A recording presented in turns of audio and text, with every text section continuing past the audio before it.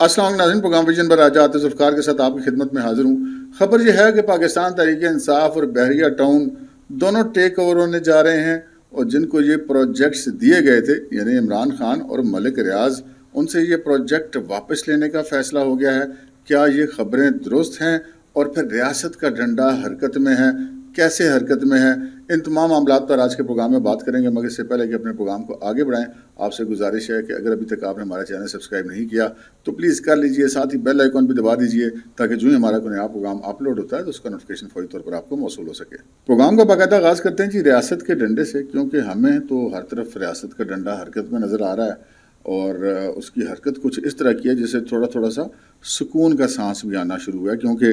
اگر ریاست کا ڈنڈا اپنے ملک اور اپنے قوم کے مفاد میں چلے تو اس کو یقیناً چلنا چاہیے، اور بہت عرصے بعد یہ حرکت میں آیا ہے تو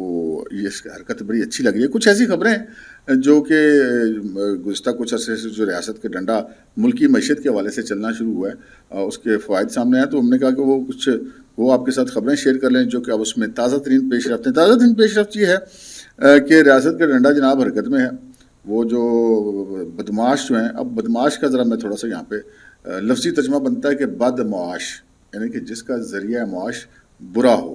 تو ہم تو عام طور پہ سمجھتے ہیں کہ شاید تلنگا یا رساگیر اس کو صرف بدمعاش کہتے ہیں، لیکن اصل میں بدمعاش ہوتا ہے جس کا ذریعہ آمدن برا ہو، جیسے چور ہے، ڈاکو ہے، لٹیرا ہے، ذخیرہ اندوز ہے، کرپٹ ہے، منی لانڈر ہے، یہ سارے کے سارے بنیادی طور پہ بد معاش ہی ہیں نا۔ تو یہ سارے بدمعاش ہیں، تو یہ سارے بدمعاش جناب اب سیدھے کیے ہیں ریاست کے ڈنڈے نے، اور جو تازہ ترین خبریں ہیں ان کے مطابق جو FBR ہے اس نے ملک بھر کی شوگر ملوں پر فیلڈ فارمیشن ٹیمیں تعینات کر دی ہیں۔ اب یہ آپ کو پتہ ہی ہے کہ جو شوگر ملوں کے ذریعے جو بدماشی ہوتی ہے کہ پہلے جناب وہ کہتے ہیں ہماری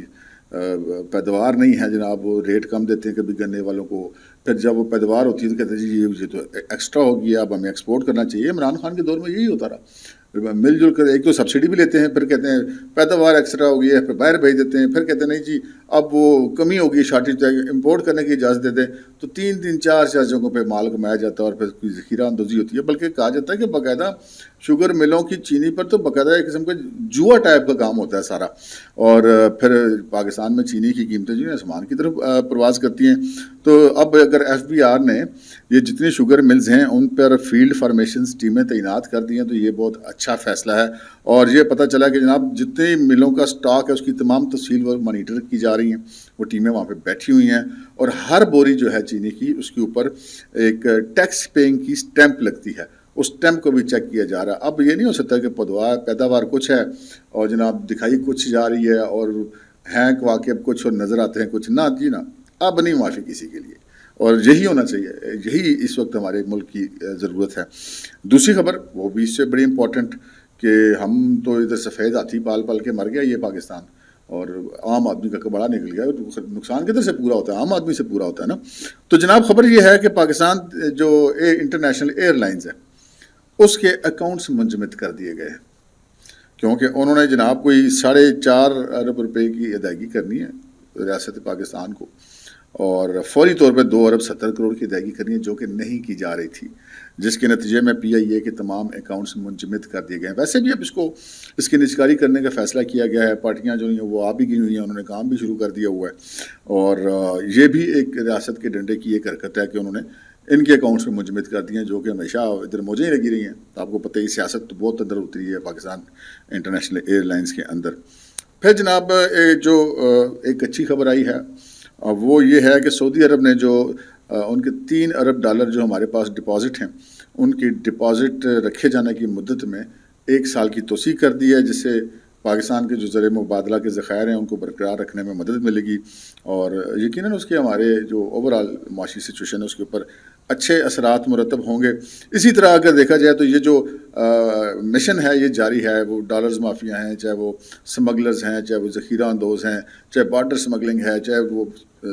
سمندر کے ذریعے سمگلنگ ہے، تو جناب یہ ڈنڈا گھومی جا رہا ہے، اور اس کے نتیجہ یہ نکلا ہے کہ گزشتہ روز جو ہے وہ پاکستان کی سٹاک مارکیٹ ایک نئے ملکی تاریخ کے ریکارڈ لیول کو عبور کر گئی، 61,000 پوائنٹ کو کل کراس کر لیا گیا، جو کہ بہت زیادہ امپورٹنٹ بات ہے۔ اور اب ایسی خبریں آ رہی ہیں کہ بین الاقوامی سرمایہ کار جو ہیں وہ بھی اب پاکستان اسٹاک ایکسچینج کا رخ کر رہے ہیں، ان کی طرف سے بھی انویسٹمنٹ آنی شروع ہو گئی ہے۔ تو یہ ساری برکات جو ہے نا یہ اس ڈنڈے کی وجہ سے ہی ہیں۔ تو حافظ صاحب تن کے رکھو، ڈنڈا جاری رکھو، اس کے بغیر یہ ملک کا نظام نہیں چلنا۔ اب آتے ہیں جناب اگلی خبروں کی طرف۔ آج بڑا امپورٹنٹ دن ہے۔ امپورٹنٹ دن اس لیے ہے کہ نئی مردم شماری کے مطابق الیکشن کمیشن آف پاکستان نے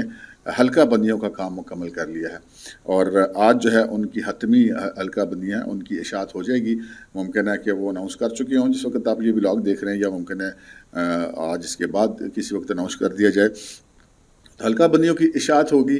اور اس کے بعد اس پہ اعتراضات ہوں گے، اس کے بعد ان پہ سماعت ہوگی، پھر ایک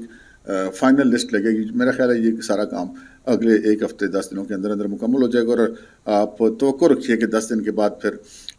یا 10 دن کے اندر اندر الیکشن کمیشن یہ کام مکمل کرنے کے بعد انتخابات جو ہیں 8 فروری کے 2024 کے، اور اس کی شیڈول کا بھی اعلان کر دے گا۔ پھر ایک اور خبر جناب، وہ کافی دنوں کے بعد روٹھی پاکستان پیپلز پارٹی کی اچھی خبر آئی ہے کہ جناب بلوچستان کے اندر سے جو عبدالقدوس بزنجو اور ان کے گروپ نے پاکستان پیپلز پارٹی میں شمولیت کا فیصلہ کیا، اور پتہ یہ چلا کہ جناب آصف علی زردائی صاحب سے اور بلاول بھٹو زردائی صاحب سے ملاقات کے بعد عبدالقدوس بزنجو صاحب پاکستان پیپلز پارٹی میں شمولیت کریں گے۔ تو بلوچستان کے ان کے ہاتھ سے بہت کچھ نکل گیا تھا، تو بزنجو صاحب کی شمولیت جو ہے وہ بلوچستان میں پاکستان پیپلز پارٹی کے لیے ڈوبتے کو تنکے کا سہارا کے ثابت ہوگی۔ اب بزنجو صاحب پیپلز پارٹی میں اس لیے نہیں جا رہے کہ ان کو پیپلز پارٹی سے کوئی محبت ہے، یا ان کو پیپلز پارٹی کا بلوچستان کے اندر ان کے ساتھ ہونے کو فائدہ نظر آ رہا ہے۔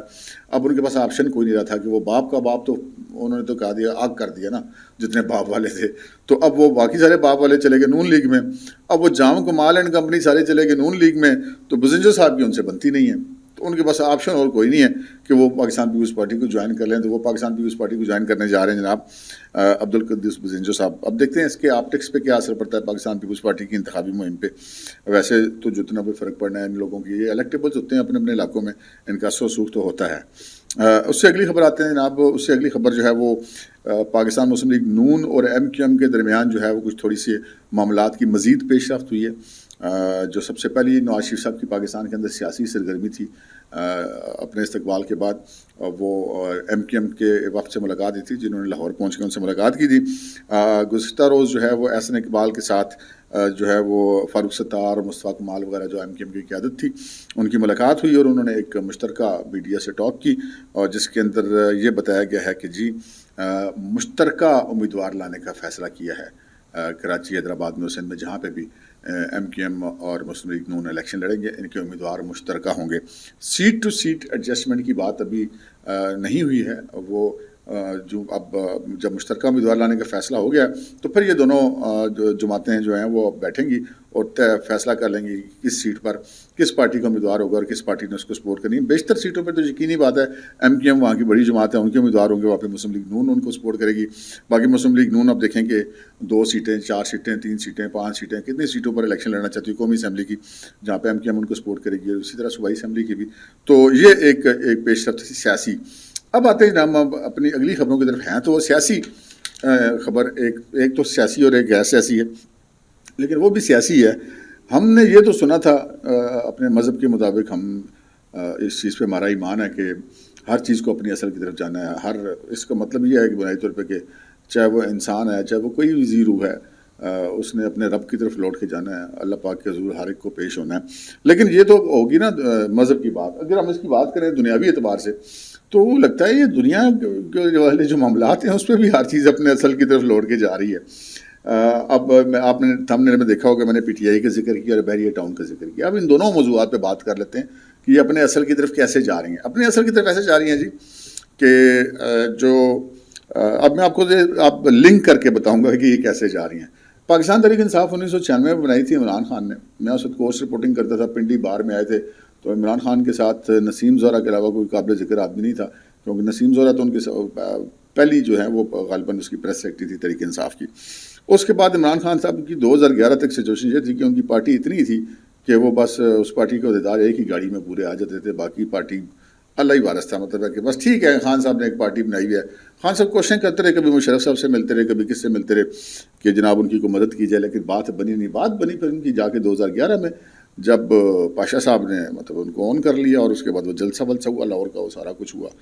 اور اس کے بعد پھر اس کو پر لگ گئے، اور پھر جہاز جو انگی کے جڑ گئے، اور علیم خان کا پیسہ بھی جڑ گیا، ATM بھی جڑ گئی، اور دن دگنی رات چگنی کرتی کرتی ترقی کرتی کرتی 2018 میں وہ الیکشن جیت گئی یا جتا دی گئی۔ جو آرٹیس بیٹھا، کس طرح لوگوں کو اٹھا کے اس پارٹی میں شامل کرایا گیا، وہ ایک کوئی لمبی داستان ہے، اس کے لیے تو بہت سارے الگ بھی لوگ چاہیے، لیکن آپ کے علم میں سارے باتیں۔ اچھا، اب چونکہ سائیوں نے فیصلہ کیا کہ بھائی جی بس بہت ہو گئی، جب وہ گلے پڑ کے سائیوں کے 9 مئی کر دیا، کافی کچھ کہا، مطلب آپ نے میر جعفر کہا، آپ نے میر صادق کہا، آپ نے ان کو غدار کہا، آپ نے ان کو کیا کیا کچھ نہیں کیا، ڈرٹی ہیری کہا، کیا کیا آپ نے نام نہیں رکھے، پھر بھی بڑی برداشت تھی، آپ کو برداشت کیا گیا۔ آپ رات کو پاؤں پڑتے تھے، وہ جو پریس کانفرنس کی تھی DGISI نے اور DGI-SPR نے مشترکہ، کہ آپ رات کو پاؤں پڑتے تھے کہ جی مل لیں ہم سے، جب مل لیتے تھے باجوہ صاحب تو سویرے آپ کہتے تھے جی ہماری یہ منتیں کریں، اس کے بعد آپ پکڑ جاتے تھے، تو ایکسپوز کرنے کے لیے ان کو سامنے آنا پڑا۔ پھر ابھی یہ چیزیں تھیں کہ وہ خان صاحب کے خلاف جا رہی تھی، لیکن خان صاحب کو پھر بڑی چھوٹ ملی ہوئی تھی، صوبوں کا بجٹ وہ استعمال کر رہے تھے اور بے تحاشا پیسہ بھی جمع کر رہے تھے، اور جلسوں میں جلسہ کرتے، اسکولوں کالجوں میں جا کے بچے خراب کر رہے تھے باقاعدہ طور پہ، ان کو غلط چیزیں بتا کے۔ تو بہرحال ان کو ڈھیلی ملی ہوئی تھی، لیکن پھر وہ کہتے ہیں نا کہ انہوں نے بارود کو لات مار دی، وہ 9 مئی ہو گیا۔ اس کے بعد انہوں نے کہا جی سائیوں نے کہا نہیں جی بھائی جی بس۔ اچھا، اب وہ بس والا معاملہ اب سامنے آ گیا ہے، گزشتہ روز آپ کے علم میں آ گیا کہ PTI کے نئے چیئرمین کے امیدوار جو ہیں وہ بیرسٹر گوہر علی ہوں گے۔ اچھا، اب اس کا اس معاملے سے کیا تعلق ہے بیرسٹر گوہر علی کا اور عمران خان کو جو پارٹی بنا کے دی گئی کہ چیزیں اپنی اصل کی طرف جاری ہے، وہ آپ کو بتاتا ہوں۔ ایک تاثر تو یہ ہے کہ بیرسٹر گوہر علی جو ہیں چونکہ پیپلز پارٹی میں تھے پہلے اور PTI میں آئے، تو اس کے بعد یہ کہا جا سکتا ہے جی پیپلز پارٹی نے PTI ٹیک اوور کر لی، ایک سوچنے کے پہلو یہ ہے، لیکن چیزوں کو فیکٹس پہ جانا چاہیے۔ اب بنیادی طور پہ بیرسٹر گوہر علی صاحب جو ہیں، ان کا تعلق اعتزاز احسن صاحب کے چیمبر سے ہے، وکالت کے اعتبار سے بات کر رہا ہوں، اور ابھی تک یہ انہی کے ساتھ منسلک ہیں، یعنی کہ ان کے چیمبر کا یہ ایک مطلب ان کے سینئر لائرز میں شمار ہوتے ہیں۔ اب اعتزاز احسن صاحب کا بھی تعلق تو پیپلز پارٹی سے ہے بظاہر،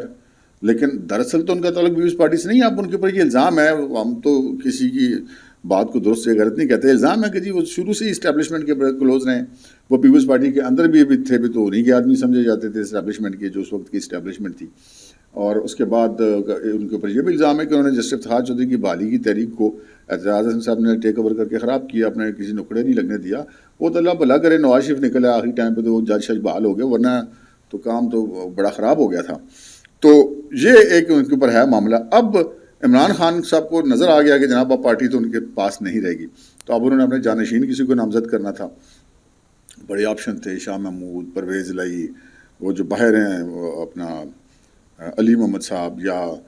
جو دیگر لوگ ہیں جو باہر ہیں، عمر ایوب صاحب، بشرا بی بی، علیمہ خان بھی آپس میں لڑی تھی پارٹی کی قیادت کے لیے، لیکن عمران خان کو کوئی سیاستدان نظر نہیں آیا۔ تو بیرسٹر علی گوہر جو ان کے وکیل ہیں بنیادی طور پہ، وہ تو کیس لڑ رہے ہیں، ان کا تو ایز سچ PTI کی سیاست سے اس طرح تعلق نہیں ہے، ان کا جو تعارف ہے وہ بنیادی طور پہ ایک وکیل کا ہے، بطور سیاستدان نہیں ہے، لیکن وہ نامزد ہو گئے۔ تو پھر اگر بیرسٹر اعتزاز احسن کے چیمبر کا ایک وکیل کے حوالے پاکستان تحریک انصاف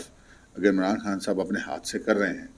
تو پھر بات تو یہ کہ وہ چیزیں اپنے اصل کی طرف جا رہی ہیں۔ جو الزامات لگتے ہیں اعتزاز احسن کے اوپر، تو وہ تو معاملات ادھر چلے گئے نا، کہ وہ پھر جن کے بندے ہیں سائیں پھر آگے اپنی پارٹی، انہوں نے بنوائی تھی پارٹی، انہوں نے واپس لے لیا، کہانی اتنی ساری ہے۔ اچھا، اب جو دوسری خبر ہے وہ بحریہ ٹاؤن والی، وہ اس سے بڑی اور ہولناک خبر ہے۔ وہ پاکستان کے اندر اگر دیکھیں تو لینڈ ڈیولپمنٹ کے میں سب سے بڑا جو نام ہے وہ ملک ریاض کا، وہ بڑا پراپرٹی ٹائکون کہلاتے ہیں جناب، تو لوگ ان کا نام نہیں لیتے TV چینلز میں، ان کے یقیناً ایڈز وغیرہ کے ہوں گے مفادات۔ تو ملک ریاض کا جو بحریہ ٹاؤن ہے، اگر اس کو دیکھیں تو اس کی ترقی کے اندر جہاں ملک ریاض صاحب کے اپنے جو معاملات ہیں، وہ جو فائلوں کو پہیہ شی لگانے والے معاملات ہیں، وہ اپنی جگہ پہ ہیں، لیکن ان کی کامیابی میں جو سب سے بڑا کردار ہے وہ اس تاثر کا ہے کہ جی وہ اسٹیبلشمنٹ کے بڑے قریب ہوتے ہیں، اور ان کے پاس تو آپ دیکھیں ریٹائر افسران کی تو ایک فوج ظفر موج ہے، اور کہا جاتا ہے کہ جی ملک صاحب کے بغیر تو ان کے بغیر چلتے ہی نہیں ہیں، وہ تو بگاڑتے ہی نہیں کبھی مطلب اسٹیبلشمنٹ کے لوگوں کے ساتھ۔ تو یہ اب سارے معاملات چل رہے ہیں۔ تو اس دوران آپ کو پتہ ہے خبریں آ گئیں، جو سپریم کورٹ والے نے حکم دے دیا کہ جناب یہ تو ڈیفالٹر ہے جو بحریہ ٹاؤن کراچی ہے تو اس طرح تو معاملہ نہیں چلے گا. انہوں نے اس کو ڈیفالٹر ڈکلیئر کر دیا, پیسے انہوں نے دیے نہیں وہاں پہ, کوئی مطلب 500 ارب روپے کے قریب ہے. اسی طرح ڈی ایچ اے ویلی کے بھی پیسے جو ہیں وہ 500 ارب کے لگ بھگ وہ رقم ہے, وہ بھی کلیم بنتا ہے. تو اب خبریں یہ سننے میں آ رہی ہیں جناب کہ بحریہ ٹاؤن کا بھی مرج ہونے جا رہا ہے مبینہ طور پر جو ڈی ایچ اے ہے اس کے ساتھ. اب اگر مرج ہو جائے گا تو پھر ٹیک اوور تو ڈی ایچ اے والے کر لیں گے نا, تو ڈی ایچ اے والے کون ہیں؟ پھر بات یہ ہے کہ چیزیں پھر اپنی اصل کی طرف جا رہی ہیں. ملک ریاض صاحب کا بھی عروج بھی سارا بھی تو وہ مطلب اسٹیبلشمنٹ کی مرہون منت تھا. تو اب پتہ نہیں عمران خان صاحب کی وجہ سے ملک ریاض ڈوب گئے یا ملک ریاض کی وجہ سے عمران خان ڈوب گئے. القادر جو ٹرسٹ والا کیس ہے وہ 190 ملین یا 192 ملین پاؤنڈ والا, تو بہرحال جو بھی جس کی وجہ سے ڈوبا, چیزیں اپنی اثر کی طرف جا رہی ہیں جناب. اور دیکھیں اب آنے والے دنوں میں اس حوالے سے اور بھی بڑی بڑی خبریں آپ کو ملیں گی. اب تک کے لیے اتنا ہی, اجازت دیجیے, اللہ حافظ.